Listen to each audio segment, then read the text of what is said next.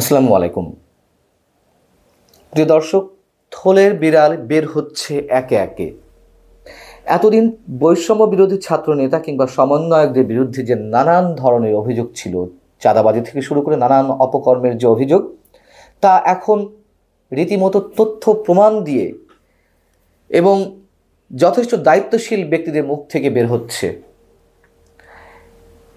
এই যে তথ্যগুলো আমাদের সামনে আসছে, এতে করে কি আমরা খুশি হব? খুশি তো হওয়ার কথা নয়। এই বৈষম্যবিরোধী ছাত্র নেতাদের চোখেই তো আমরা স্বপ্ন দেখেছিলাম একটি নতুন বাংলাদেশ বিনির্মাণের, কিন্তু তার বদলে আমরা ধাক্কা খাচ্ছি, কেবলই ধাক্কা। খোদ ট্রান্সপারেন্সি ইন্টারন্যাশনাল বাংলাদেশ টিআইবির নির্বাহী পরিচালক ডক্টর ইফতেখারুজ্জামান, এই মানুষটিকে তো নিশ্চয়ই আমরা খুব হালকাভাবে গণ্য করি না কখনো, তাই না?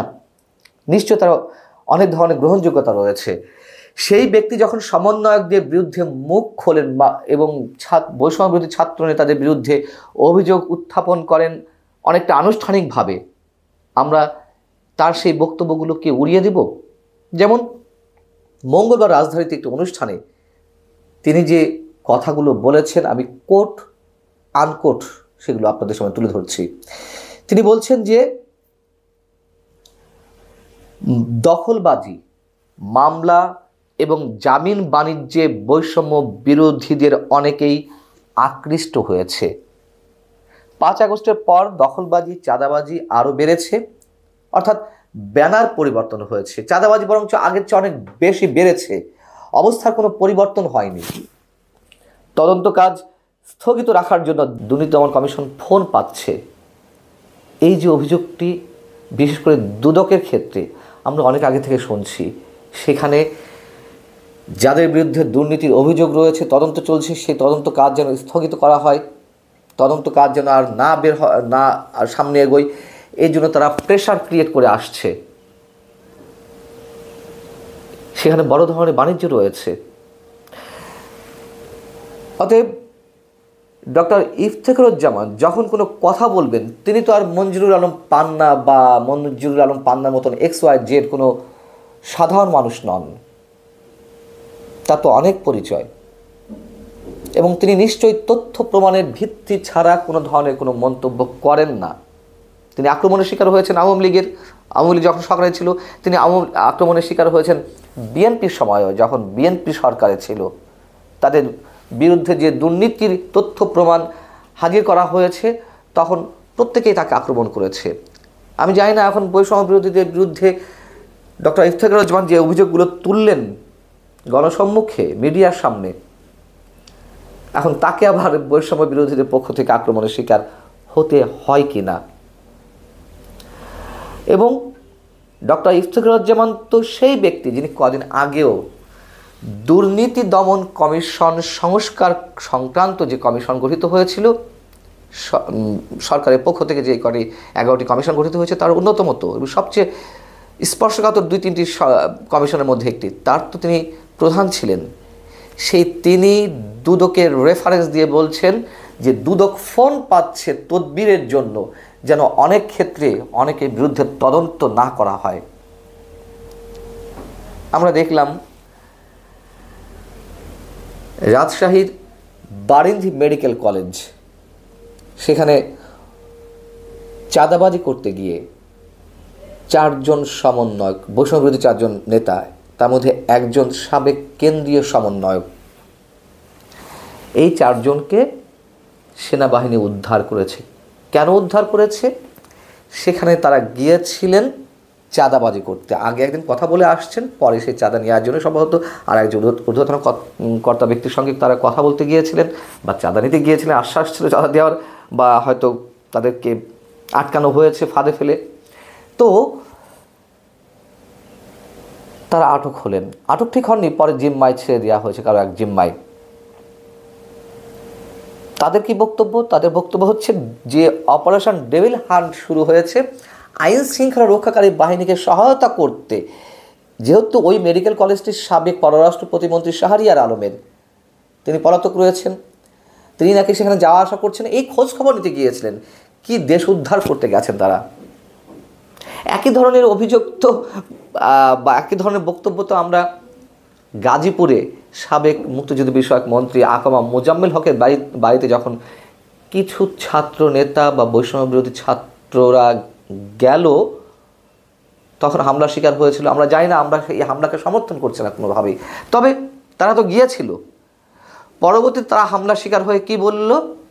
তারা বলল যে আমরা শুনেছি ওইখানে ওই বাড়িতে হামলা করতে কোনো এক গোষ্ঠী গেছে, আমরা সেটি প্রতিরোধ করতে গিয়েছিলাম। আওয়ামী লীগের নেতাকর্মীদের দিনে রাতে কবর দেওয়া হচ্ছে, তাদের বিরুদ্ধে জিহাদ ঘোষণা করা হচ্ছে, আবার সেখানে হামলা করতে যাওয়া হচ্ছে। যারা হামলা করছে তাদেরকে প্রতিরোধের জন্য বৈষম্য বিরোধীরা যাচ্ছে। এই খবর আমাদেরকে বিশ্বাস করতে হবে। আরও একটি ভিডিও এই একদিনের মধ্যেই ভাইরাল হয়েছে। মংলা উপজেলা চেয়ারম্যানের ছেলে, সাবেক চেয়ারম্যান, সব তো বাতিল হয়েছে, তার ছেলে সম্ভবত কি হাওলাদার, সামথিং হাওলাদার, তার কাছে বাগেরহাট জেলার বৈষম্যবিরোধী ছাত্র আন্দোলনের আহ্বায়ক ফোন দিয়ে 10 লাখ টাকা চাঁদা দাবি করছে। আমরা যদিও ক্রস চেক করতে পারিনি এটি, যেটি বাস্তবতা, কিন্তু যে কথোপকথন, এটা কোনোভাবেই ফেক না, কোনো এআই টুলস দিয়ে এটি ব্যবহার এটি তৈরি করা হয়নি। এখন ও প্রান্তে কে ছিল, এটির দায়িত্ব আইন শৃঙ্খলা রক্ষাকারী বাহিনীর এটি খুঁজে বের করা। আমরা সত্যিই আশাহত। আমাদের সামনে বোধহয় কোনো পথ নেই। যারা এই স্বপ্ন দেখান তারা এই স্বপ্ন ভঙ্গ করেন। আরেকটি কথা এর সঙ্গে উচ্চারণ করতে চাই, খুবই সিগনিফিক্যান্ট, যেটি ডক্টর ইফতেখারুজ্জামান যে কথাগুলো বলেছেন সেই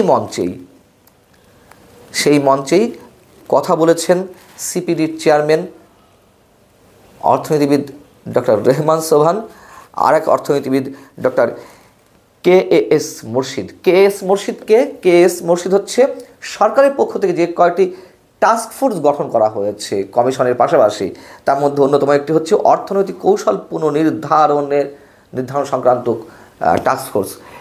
সেই টাস্ক ফোর্সের যে 12 সদস্য, তার প্রধান কেএস মুর্শিদ, তিনি যে সুপারিশগুলো টাস্ক ফোর্সগুলো থেকে করা হয়েছে বা কমিশনগুলো থেকে করা হয়েছে সে প্রসঙ্গে তিনি কথা বলছেন তার নিজের অভিজ্ঞতা থেকে। তিনি কি বলছেন?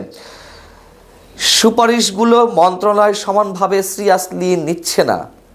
এই সরকারে বা ইন্টারিম সরকারের আমলে তারা কতটুকু কি করতে পারবে, আই থিঙ্ক তাদের ব্রেন স্পেসে এখনও প্রচণ্ড অভাব। তারা সময় দিতে চাচ্ছে না উপদেষ্টারা বা সচিবরা। এত সংস্কার যে সুপারিশ কীভাবে বাস্তবায়ন করবে, কতটুকু বাস্তবায়ন করবে, সে প্রশ্ন তিনি বলেছেন। এবং তিনি বলছেন যে একদিন একজন উপদেষ্টার সঙ্গে আমি কথা বলতে গেলাম, তিনি বললেন আপনারা এসে আমাদেরকে বুঝিয়ে দেন কোথায় কী সুপারিশ করেছেন এবং এই যে সুপারিশ করেছেন তার অর্থটা কী, ব্যাখ্যাটা কী।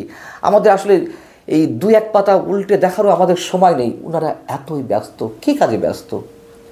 এজেন্ডা নাকি সংস্কারের 1 নম্বর এজেন্ডা, 2 নম্বর এজেন্ডা নাকি নির্বাচন। তা সেই 1 নম্বর এজেন্ডাগুলো যদি তিনি যে সুপারিশগুলো সেগুলো তারা যদি পড়ে দেখতে না পারেন, তাহলে তারা কী কাজে ব্যস্ত রয়েছেন, কতটুকু কি হচ্ছে এই দেশে আইন শৃঙ্খলা পরিস্থিতি থেকে শুরু করে বাদবাকি অর্থনৈতিক অবস্থা, তা তো আমরা সবাই জানি। তাহলে সময়টা যাচ্ছে কোথায়, কী কাজে সময় দেওয়া হচ্ছে? অধ্যাপক রেহমান সোবহান বলছেন, আমি সবসময় যে লোকটার প্রতি, যে মানুষটার প্রতি শ্রদ্ধা রেখে কথা বলি, ডক্টর ওয়াহিদুদ্দিন মাহমুদ, অর্থনীতিবিদ এবং একজন শিক্ষাবিদ। ডক্টর রেহমান সোবহান ওয়াহিদুদ্দিন মাহমুদ সম্পর্কে বলছেন যে আমি তাকে কখনো প্রকাশ্যে বলতে শুনিনি এবং এখনও তিনি সাধারণের সামনে কোনো আলোচনা করেননি যে তিনি কী ধরনের সংস্কার চান। অর্থাৎ তিনি তো পরিকল্পনা মন্ত্রণালয়ের দায়িত্ব, আমার যদি ভুল না হয়ে থাকে, ওয়াহিদুদ্দিন মাহমুদ। তাহলে তাদের ভিতরে যে ঘাটতিগুলো রয়েছে, আগ্রহের ঘাটতি, সিনসিয়ারিটির অভাব, সেখানে সংস্কার কী হবে তা তো বোঝা যাচ্ছে। যদিও সংস্কার মানুষটা কিচ্ছু হবে না, এগুলো একটা সময় ক্ষেপণে পায় তারা। এগুলো অনেক আগে থেকে আমি নিজে বলে আসছি, আপনারা খেয়াল করেছেন কিন্তু আমি জানি না, আবার বলছি, এগুলো স্রেফ মূলা ঝুলিয়ে রাখা হয়েছে আমাদের সামনে। আল্লাহ হাফিজ, ভালো থাকুন সবাই।